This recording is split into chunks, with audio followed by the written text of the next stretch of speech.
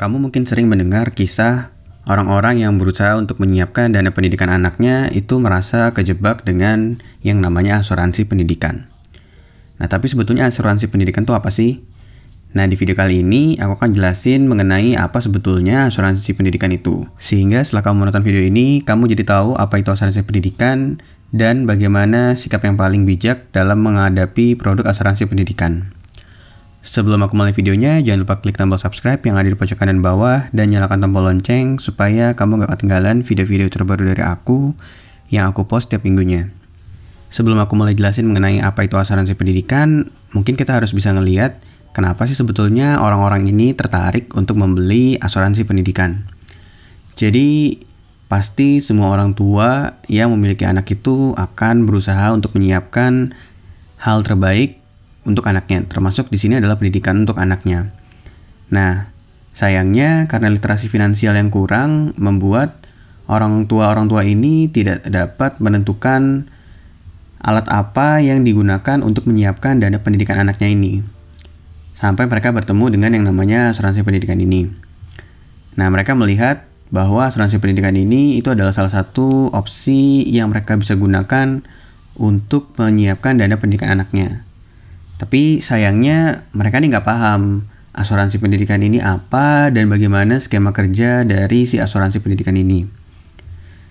Jadi sebetulnya asuransi pendidikan ini secara umum tuh ada dua cara kerjanya. Jadi ada dua jenis dengan cara kerja yang berbeda.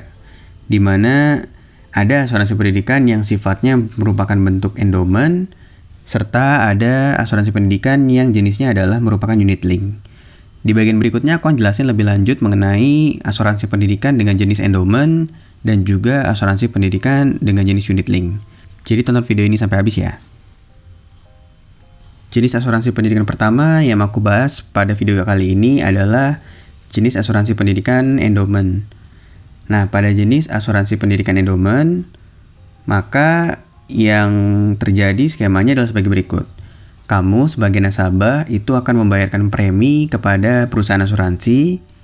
Kemudian perusahaan asuransi ini akan mengelola dana kamu dan akan memberikan polis asuransi kepada kamu dengan skema kamu akan mendapatkan sejumlah uang pada waktu tertentu. Jadi kalau misalkan kamu punya asuransi pendidikan dengan jenis endowment ini, maka di polisnya itu akan disebutkan misalkan 5 tahun setelah polis berlaku, kamu akan mendapatkan uang sekian juta. Begitu pula nanti 10 tahun kemudian kamu akan mendapatkan sekian juta. Nah, dana yang turun inilah yang kemudian bisa kamu gunakan untuk dana pendidikan anak kamu. Misalkan ya, ada seorang ibu yang membuka asuransi pendidikan dengan jenis endowment. Dia akan membayarkan premi sekitar 1 juta rupiah per bulan. Nah, kemudian polis dari asuransinya sendiri itu pada tahun kelima, si ibu tadi itu akan mendapatkan uang sejumlah 70 juta misalkan. Nah, uang 70 jutanya ini nanti bisa digunakan untuk anaknya masuk sekolah SD. Kemudian 3 tahun kemudian ibu ini juga akan mendapatkan uang lagi sejumlah 40 juta. Nah, 40 jutanya bisa digunakan untuk anaknya masuk ke SMP. Dan begitu seterusnya. Atau mungkin ada jenis endowment yang dia khusus untuk biaya universitas, karena biaya universitas kan biasanya yang paling mahal nih. Jadi ketika si ibu tadi buka asuransi dengan jenis endowment ini, maka di tahun ke-18 dia bisa mendapatkan uang sebesar 500 juta misalkan. Nah, jadi uang yang turun inilah yang kemudian bisa digunakan oleh nasabah untuk membayar dana pendidikan anaknya. Nah, ini adalah jenis asuransi yang memiliki skema endowment. Lalu ada jenis asuransi pendidikan lainnya yang skema itu beda banget dengan skema asuransi pendidikan yang jenis endowment ini. Nah, yang kedua ini adalah asuransi pendidikan dengan skema unit link. Nah, kalau misalkan kamu beli produk asuransi pendidikan dengan skema unit link, maka sebetulnya yang kamu beli itu adalah sebuah asuransi jiwa. Jadi, kamu membeli asuransi jiwa di mana produk asuransi jiwa tadi itu sudah dikombinasikan dengan instrumen investasi. Jadi, misalkan kalau kamu punya si asuransi pendidikan dengan model unit link ini, maka kamu tuh punya asuransi jiwa, tapi pada saat yang bersamaan kamu juga punya pot atau dana yang digunakan sebagai dana investasi oleh perusahaan asuransi tadi.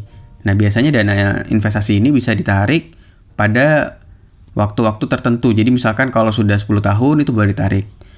Biasanya asuransi pendidikan model unit link inilah yang membuat para nasabah asuransi itu merasa tertipu. Karena yang mereka bayangkan adalah mereka itu bisa punya uang yang cukup besar setelah diinvestasikan. Padahal skemanya itu bukan seperti itu. Tujuan dari si asuransi pendidikan unit link ini justru adalah asuransi jiwanya yang besar. Jadi ketika si pemegang polis atau yang membuka asuransi ini itu meninggal, maka dia akan mendapatkan dana yang cukup besar yang bisa digunakan untuk dana pendidikan anaknya.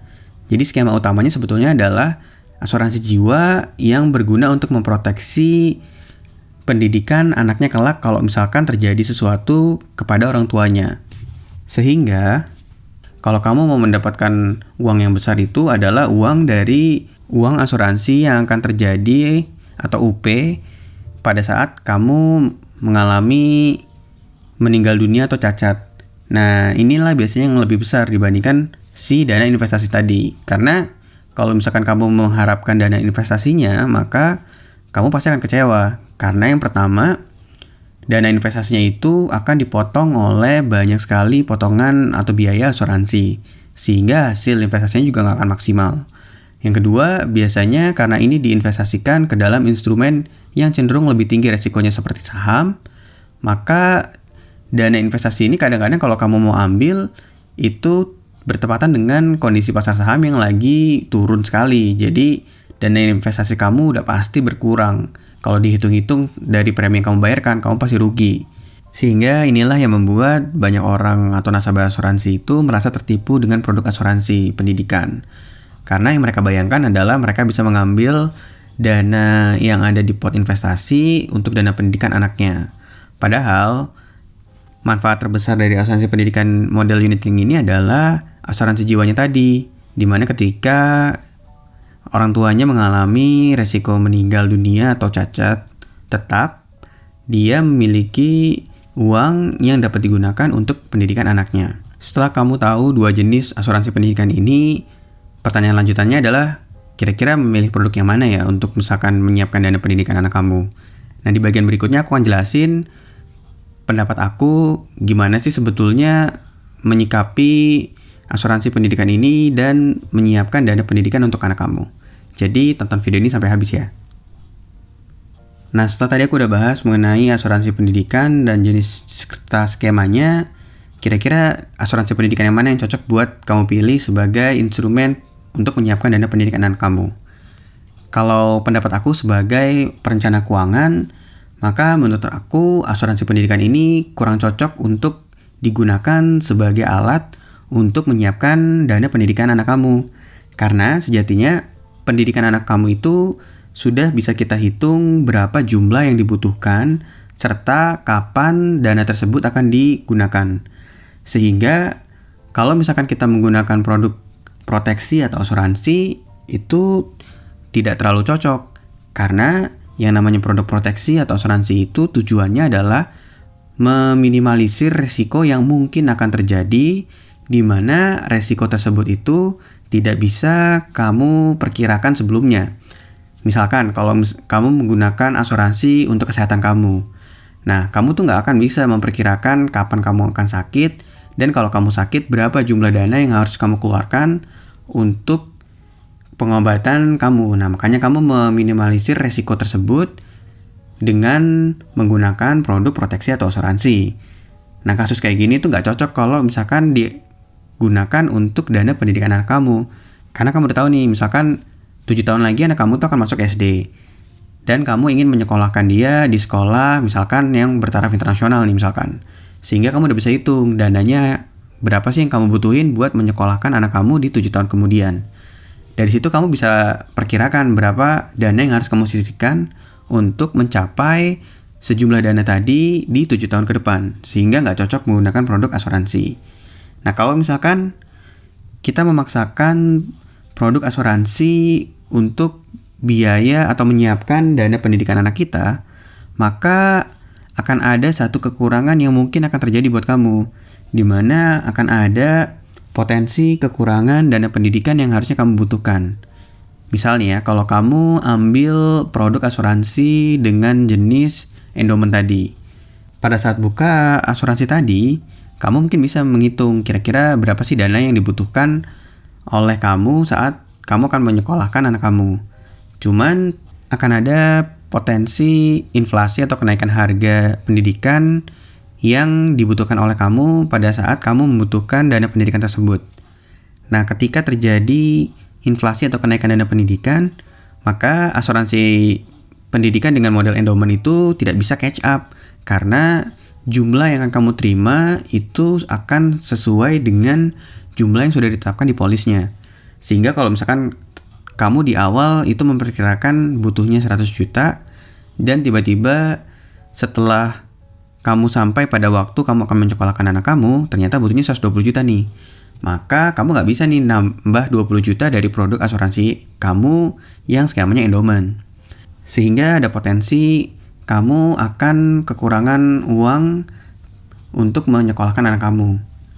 Nah, kalau misalkan pakai asuransi jenis unit link gimana?